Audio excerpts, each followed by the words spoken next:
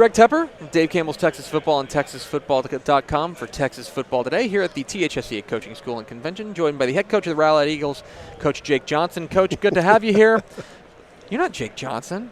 No, never have been. Never have. There's a story going around that I changed names and or something happened. Yeah, so I probably have to own up to this. So if you open up your copy of Dave Campbell's Texas Football, which many people have because I've received many phone calls. You might notice that there's a small error in the Rowlett preview where we list the coach as Jake Johnson, who is in fact the coach at Millsap High School, not the coach at Rowlett. And so first of all, I want to formally apologize for the. There was I could bore you with the exact story of how I know it happened, but it happened, and that's the bottom line. Well, there's bigger stories than that right there. And look, my wife got a hold of that before I did, and I'm getting a phone call. And I'm like, what are you talking about? And then the Booster Club situation, and then the kids on the football team, and then the community, and then other coaches around the state who all wanted to know, what did I do because you got fired? So we are almost single-handedly responsible for a panic in the city of Rowlett. Well, the best part was, unbeknownst to you, was Jake Johnson was a kid that I coached, and he graduated in 2015, and his mother was the president of the Booster Club. And so, not the Jake Johnson who coaches at Millsap. No. And so then the rumor starts, well, how can you hire that guy that young? What happened? What's he's 19. And so, of course, I'm just shaking my head and not really explaining anything, which makes it worse. I wasn't the best communicator with all that because I didn't really care. I knew it was a mistake and didn't really worry about it. But apparently it had broader implications. I would like this to be a formal apology to Doug Stevens, the head coach at Rowlett, to Doug Stevens' family. No, it's not a big deal, really. The city of Rowlett. Well, my wife was a little upset, I think. I'm not too worried about it, Greg, at all. You didn't bring her to Houston. No, she okay, good, because otherwise no, it's all good. I thought I felt like a red dot on my head, you know.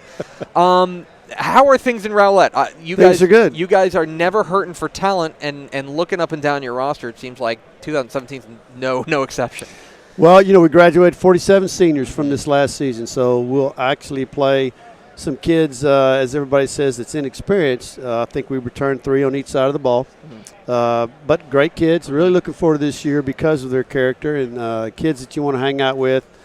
Well, how does that equate to W's and L's? I don't know. We're going to find out, but we feel good about it. Well, the one thing for me that I look at is you know, you don't have a ton of guys back, but you do.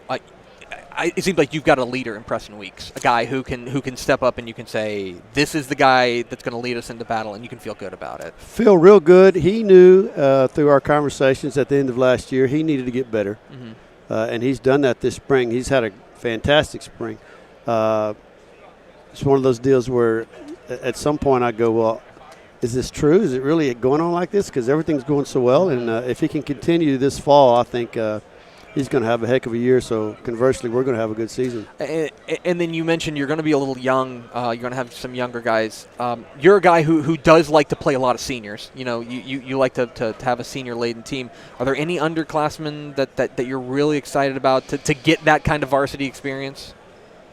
Yeah, you know, everybody wants a great program, I think, that you could say next as you go. And so we have a lot of kids that we're going to say next that didn't have a lot of experience last year but were on the varsity that no one knows about.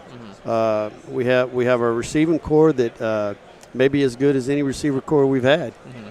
Maybe not depth-wise. We may not have 8 or 7, but we feel like we have 5, 6 kids that are pretty talented. They just haven't been out there on the field playing as much because of some of the kids we've had in the past. Our defensive line, once again, we've had several defensive linemen that come through over the years, and I think we're going to be strong there again this year. We have to replace our secondary, which is right now a conversation that's always ongoing through fall camp. We'll solidify that. We feel good about the young kids that are there. They just need to go experience some games, and I think how do you do that other than play the game? Sure. And so our non-conference schedule, you know, most high school football teams, I don't care who they are, even if we had the same guys that return every year, it's still a different team. Right. it's always a different team, even with the same players. So we may have to go through 3 or 4 games to find ourselves, which is typical of most high school clubs and most football teams, really, at whatever league you are. And so we're excited about that and feel like hopefully our kids will fight like they always do and compete. So we're looking forward to it. How you're entering your 5th year there at Rowlett. How have you seen this program change? I know that in high school football, a lot of changes can be very slow. It's glacial, right? It's inches at a time. Over the course of these 5 years, how have you seen this program change? Well, Greg, I'll tell you, it wasn't broke. Kif Harden, my predecessor, established the one thing I think that we all want as coaches, and that's the kids are going to work hard. We're a blue-collar situation. They're going to lace their boots up, all those cliches, phrases that you hear, but really that's who we are. We're going to try to work hard, and buy in, be committed to what we're doing. Kif Harden started that, and so there's reasons why jobs are open. And, talent-wise, maybe not the best that first year, but as kids buy into what we're doing, we tell them all the time, you may not be able to jump over this building or fly around, and that's okay. We'll play some kids that can do that. But as long as you're committed to this program and each other, it's the same old things. It's not brain surgery. I don't care at what level you're at. Kids have to be committed, and they have to love one another and love what they're doing and respect that situation. And if you can do that, you're going to have a chance.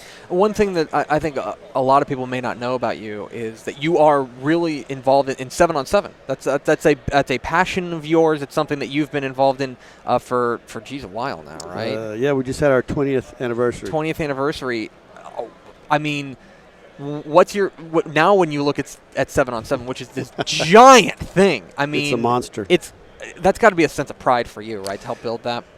Well, yeah, sure. I appreciate that. I think as a high school football coach, we look at things maybe a little bit different than sometimes the media, other entities, the parents, the kids.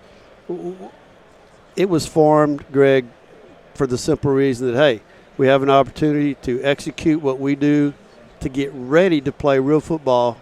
And that's never changed. The purity of that aspect, philosophically, has never changed. And I'm hoping that it never will from our standpoint. And I think you have a lot of people that want to make it maybe something else. And it is very popular, which is good and bad. I think it's here to stay. But anytime you have parents and kids that want to do it, and then you have other people that maybe want to come in and make it something else and maybe make some money off of it. And hopefully right now where we are, we're going to be able to sustain the Wolves, so to speak, and keep it more of a pure event, which is simply let's play a little football, let's get ready for the real season, and let's execute what we do. Well, I'll tell you that you talk with coaches around the state, and they love it. They love the idea of their kids getting out there and just competing. And you're exactly right. From just a pure competition standpoint, it's just really, really enjoyable to watch. And heck, for me, it's football in summer, and that's they're in the time when I need my football fix. So I know you've been integral in that part. So I think on behalf of the state of Texas, thank you for everything that you've done to do that. A lot of people involved. Doug Stevens here from Rowlett. We're going to ruin a good interview with the Wheel of Questions. I warned you about this. You're going to give this thing a spin. We're going to see what question. He's reading it over. I don't know. I mean, not that it matters, of course. It really doesn't. Let's see. I'm sure it's going to be one of those Jake Johnson questions. Let's see. It's going to be a question for Jake Johnson. Okay. Chickens and elephants. How many chickens would it take to kill an elephant? Wow. How many chickens would it take? Well, come on. You said this is blue color. One? If the elephant ate the chicken and the bone got stuck in his throat, come on now. He's Jake Johnson. Right? He's Doug Stevens. He's a genius from Rowlett. Coach, appreciate your time. Thank you, Greg. Appreciate what y'all do for Texas high school football. We'll get it right next year. Okay. Thank you.